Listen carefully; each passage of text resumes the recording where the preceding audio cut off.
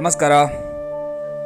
ಒಂದು ವೇಳೆ ನಿಮಗೆ ಯಾರಲ್ಲಾದರೂ ವಾದ ಅಂದರೆ ಆರ್ಗ್ಯುಮೆಂಟ್ ಮಾಡುವಂತಹ ಅನಿವಾರ್ಯತೆ ಬಂತು ಅಂದರೆ ಏನು ಮಾಡಬೇಕು? ನನ್ನ ಪ್ರಕಾರ ವಾದ ಅನ್ನೋದು ಸಹ ಒಂದು ಕಲೆ. ಆದರೆ ವಾದ ಮಾಡುವ ಉದ್ದೇಶ ನಾನು ವಾದ ಮಾಡಿ ಗೆಲ್ಲಬೇಕು ಅನ್ನೋದಿರಬಾರ್ದು. ಬದಲಿಗೆ ನಮ್ಮ ಪ್ರತಿವಾದಿ ಹೇಳುವಂತಹ ಅಥವಾ ಮಾಡಿರುವಂತಹ ತಪ್ಪನ್ನು ಅವರಿಗೆ ಮನವರಿಕೆ ಮಾಡಿಕೊಡುವಂತಹ ಪ್ರಯತ್ನ ಆಗಬೇಕು. ಹಾಗೆಯೇ ನಮ್ಮ ಪ್ರತಿವಾದಿ ಹೇಳುವಂತಹ ನಮ್ಮ ತಪ್ಪುಗಳನ್ನು ನಾವು ಒಪ್ಪಿಕೊಳ್ಳುವಂತಹ ದೊಡ್ಡ ಮನಸ್ಸು ಸಹ ನಮಗಿರಬೇಕು. ಬಹಳ ಮುಖ್ಯವಾಗಿ ನಾವು ಯಾರತ್ರ ವಾದಕ್ಕೆ ಇಳಿತಿದ್ದೇವೆ ಅನ್ನೋದನ್ನು ಸಹ ನಾವು ನೋಡಬೇಕಾಗ್ತದೆ.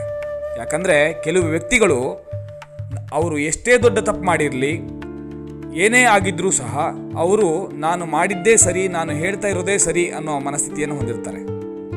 ಅಂಥವರಲ್ಲಿ ನೀವು ವಾದಕ್ಕಿಳಿದು ನಿಮ್ಮ ಸಮಯವನ್ನು ವ್ಯರ್ಥ ಮಾಡಬೇಡಿ.